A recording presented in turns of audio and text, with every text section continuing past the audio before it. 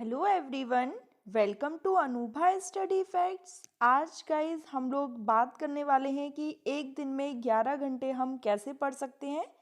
तो ये चैनल पर आप कह सकते हैं कि एक स्टडी ब्लॉग है, पहला ब्लॉग बना रही हूँ मैं। आई होप आपको ये सेशन जो छोटा सा एक ब्लॉग कह सकते हैं वो पसंद आए, और पसंद आए तो लाइक शेयर एंड सब्सक्राइब कर सकते हैं चैनल को।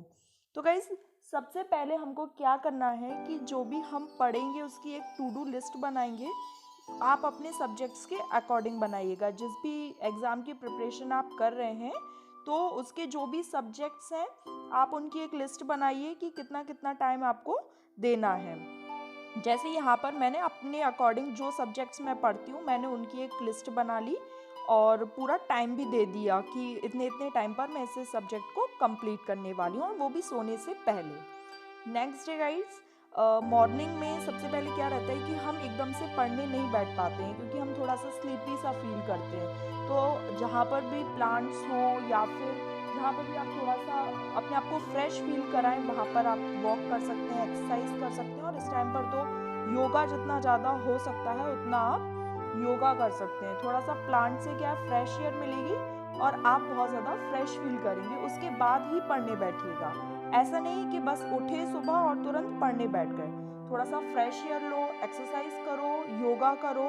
आप चाहें तो ऐसे ही नॉर्मल वॉक भी कर सकते हो। तो उससे क्या है, एक तो पूरा जो आपका सुबह उठने के बाद जो थोड़ा सा स्लीपी सा रहेगा ना वो भी दूर हो जाएगा। फिर उसके बाद देखिए जो हमारा टाइम टेबल था उसके अकॉर्डिंग मेरा 6:30 to 8:30 साइकोलॉजी का था। तो सबसे पहले जब भी हम कुछ पढ़ रहे हैं तो ये बात याद रखना है कि हम उसको हाईलाइट भी करते चलें।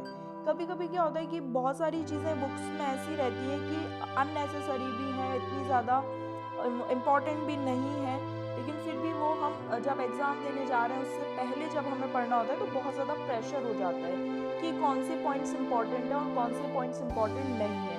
तो उसके लिए सबसे बेस्ट ये है कि आप कोई भी हाइलाइटर यूज़ करके उसको हाईलाइट कर लीजिए। और केवल हाईलाइट ही नहीं करना है, हम उसके नोट्स भी बनाएंगे जो कि इस वीडियो में आप आगे देखेंगे कि किस तरीके से कौन से टाइम पर हम अपने नोट्स बना रहे हैं। तो जैसे 6:30 से 8:30 का टाइम मैंने अपने साइकोलॉजी सब्जेक्ट को दिया था क्योंकि ये मेरा फेवरेट सब्जेक्ट है और इसको पढ़ने से मुझे नींद नहीं आती है।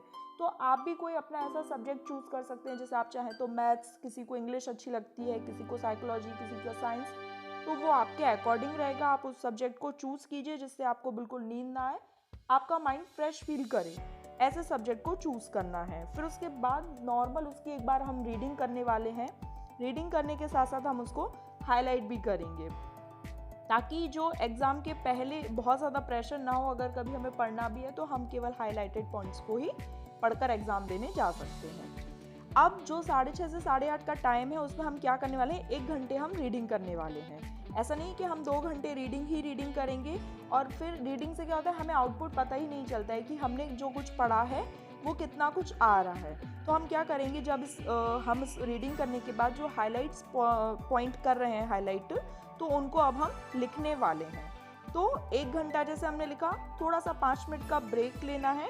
फिर उसके बाद नोट्स बनाने हैं जो भी हमने पॉइंट्स को हाईलाइट किया है। देखो आप यहाँ पर देख सकते हो कि जो भी पॉइंट्स मैंने कुछ हाईलाइट किए होंगे, जैसे एक पेज में सपोज मुझे 5 से 6 पॉइंट्स इंपॉर्टेंट मिले जिन्हें मैंने हाईलाइट किया। तो अब जब मैं नोट्स बना रही हूँ तो मुझे वापस पूरा एक पेज पढ़ने की ज़रूरत नहीं रहेगी। अब मैं क्या करूँगी, केवल जो 5 से 6 पॉइंट मुझे पर पेज इंपॉर्टेंट मिल रहे हैं या जिनको मैंने हाईलाइट किया है, केवल मैं उनको अपने नोट्स में लिख लूँगी। ठीक, तो ये क्या है, एक तो 2 बारी पढ़ाई हो जाती है हमारी। एक बार हमने लिख लिया और एक बार उसको रीड कर लिया था। और अब हमारा टाइम आ चुका है चाय दूध पीने का, थोड़ा सा ब्रेक भी मिल जाएगा और फिर वापस से हम अपनी पढ़ाई की तरफ आ जाएंगे। ये मेरा 9 to 11 का है जो मैंने इंग्लिश ले रखा है। आप चाहें तो अपने अकॉर्डिंग जो भी सब्जेक्ट है और टाइम भी आप अपने अकॉर्डिंग मॉडिफाई कर सकते हैं। यहाँ पर मैंने अपने अकॉर्डिंग यहाँ पर टाइम लिया था, तो आप चाहें तो इसको मॉडिफाई कर सकते हैं और आप चाहें तो एज इट इज़ एक बार इसको फॉलो कर कर देख सकते हैं। क्योंकि एक दिन में 11 घंटे लगता है कि बहुत ज़्यादा है, बट हाँ जब आप इसको करोगे तो बिल्कुल आपको पता भी नहीं चलेगा कि एक दिन में 11 आवर्स स्टडी कैसे हो जाती है और पता भी नहीं लगता। अब इंग्लिश की बारी आई तो देखो इंग्लिश में मैंने क्या किया है, जैसे जो कोई भी टॉपिक आप चूज़ करते हो तो सबसे पहले उसकी रीडिंग अच्छे से कर लो, विद इन एन आवर उसकी अच्छे से रीडिंग करो। फिर क्या करो कि जो पॉइंट्स भी आपको इम्पॉर्टेंट लगते हैं या आप चाहें तो पूरा का पूरा लिखना चाहो, बस नोट्स ज़रूर बनाओ। और जो कोई भी पॉइंट इम्पॉर्टेंट लगता है या आपको ऐसा लगता है कि आप उस पॉइंट को भूल जाओगे तो वहाँ पर उसको मार्क कर दो, स्टार से मार्क कर सकते हो या जो भी सिंबल आप उसको देना चाहते हो उसको एक बार पूरा अच्छे से मार्क कर लो। फिर उसके बाद आप नोट्स बनाओ। इसके भी भले आपके पास बुक है तो भाई इसके नोट्स बनाने की क्या ज़रूरत, बहुत से लोगों को लगता है नोट्स मतलब एक बार हम लिख रहे हैं कि हाँ अगर हम कोई पॉइंट भूल रहे हैं, कोई रूल भूल रहे हैं, कोई भी रूल्स होता है कि भाई ये ऐसे काम करता है, ये इसके पहले ये यूज़ होता है, इसके बाद ये यूज़ होता है, तो अगर हम एक बार अपने हैंड रिटन नोट्स कर लेते हैं प्रिपेयर तो बहुत इजी हो जाता है कि हम एग्ज़ाम में जब भी जाएंगे तो हमें केवल 1 से 2 बार ही उसको पहले पढ़ना रहेगा। ऐसा नहीं है कि हमने पहले पढ़ा और फिर हम सब कुछ भूल गए। तो ये क्या करना है, जैसे 9 to 11 हमने लिया था तो 9 to 10 आप पूरा रीडिंग करेंगे, फिर 2 से 5 मिनट आप ब्रेक लेंगे। इसमें मोबाइल यूज़ नहीं करना है क्योंकि मोबाइल अगर हम यूज़ करते हैं तो 2 से 10 मिनट कब हो जाते हैं पता भी नहीं चलता। मोबाइल के लिए अलग से टाइम आएगा, इस वीडियो में आप देखेंगे वो पूरा एक अलग सेक्शन रहेगा जिसमें हम अपना मोबाइल यूज़ करने वाले हैं, लेकिन इस टाइम पे हम केवल अपनी पढ़ाई करेंगे और 5 मिनट का ब्रेक लेने के बाद नोट्स बनाएंगे।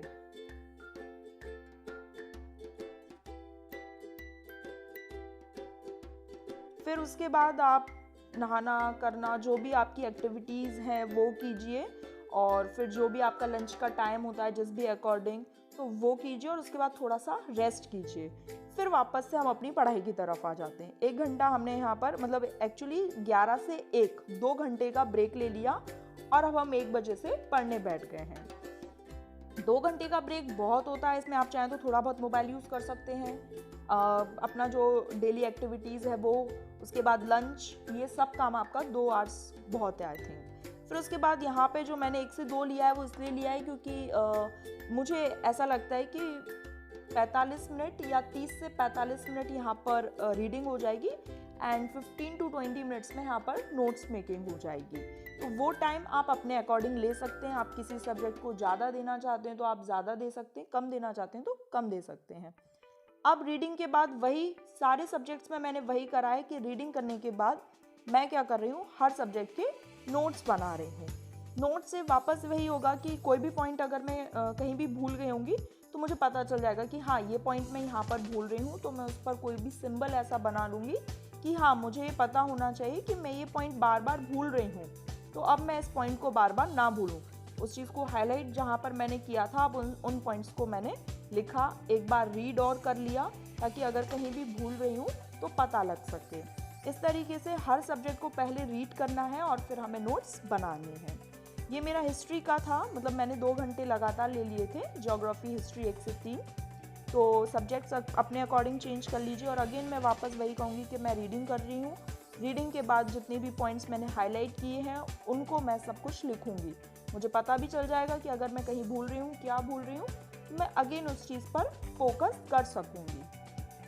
ये बहुत ज़्यादा ज़रूरी होता है, आप इसको कर देखिएगा, आपको बहुत अच्छा लगेगा कि किस तरीके से पढ़ने के बाद हम नोट्स बना रहे हैं। फिर उसके बाद नोट्स बनाना है तो नोट्स के लिए क्या कि अगर आप सिविल सर्विसेज या फिर कोई ऐसे एग्ज़ाम की तरफ जा रहे हैं जहाँ पर रिटर्न होता है तो एक तो जो आपकी राइटिंग हैबिट है वो इतनी अच्छी हो जाती है, आपको हर चीज़ लिखने की आदत हो चुकी होती है इस टाइम पर कि हाँ लिखना है, तो एक तो स्पीड मेंटेन होती है, किस तरीके से लिखना है वो आपको पता चलता है। तो यूपीएससी हो या कोई भी एग्ज़ाम हो, स्टेट का पीसीएस हो, जहाँ पर भी रिटन एग्ज़ाम होता है वहाँ ये हैबिट बहुत ज़्यादा इम्पॉर्टेंट रोल प्ले करती है।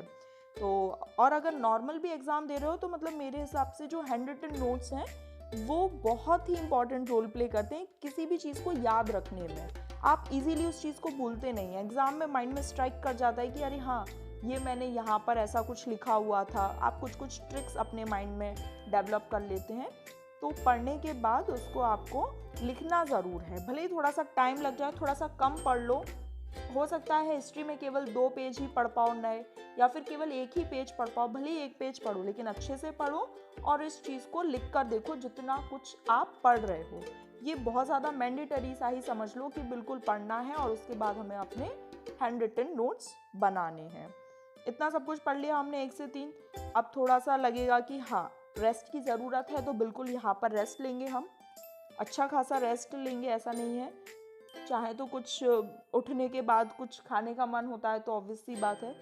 फिर बहुत ब्रेक होने के बाद, अच्छा लंबा ब्रेक होने के बाद हम वापस पढ़ने बैठ जाएंगे। जो सब्जेक्ट्स मुझे पढ़ने रहते हैं मैंने अपने अकॉर्डिंग इनको लिया है।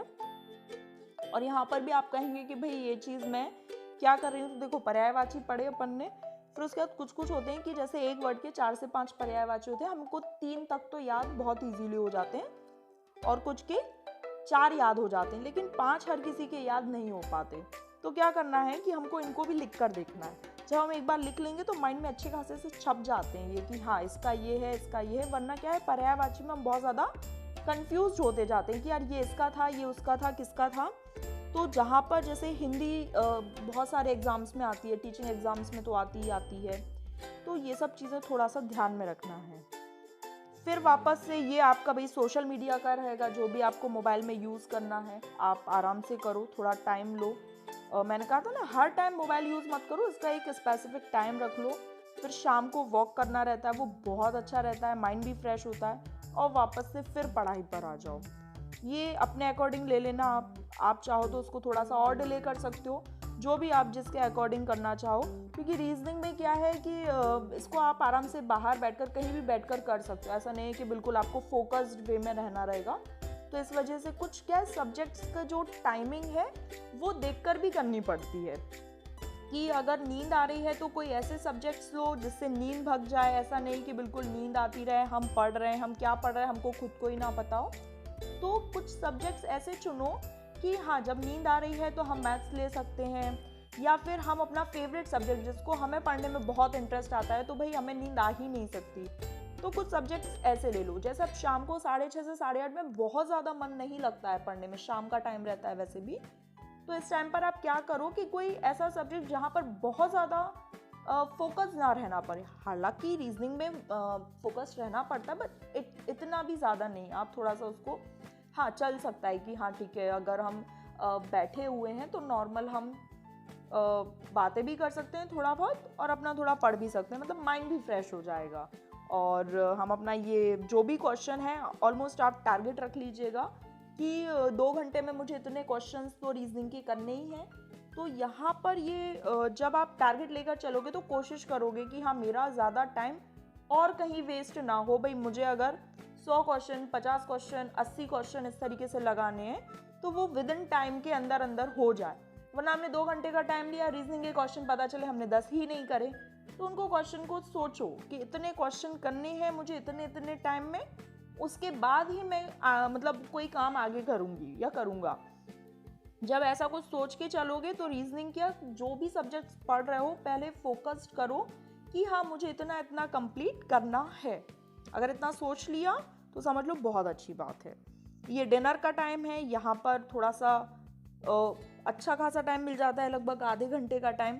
उसके बाद आपका रिवीजन का टाइम आ जाएगा कि आपने जो पूरे दिन में पढ़ा है, आपने क्या पढ़ा, आपको कितना याद रहा, और वाकई में जो चीज़ें आपने पढ़ी हैं वो वैल्यूबल है भी या नहीं। कभी कभी क्या होता है हम अननेसेसरी चीज़ों को पढ़ लेते हैं, जो हमारे काम की नहीं है उनको भी पढ़ लेते हैं, और उसके बाद जो काम की है उनको हम उतना ज़्यादा इम्पोर्टेंस नहीं दे पाते।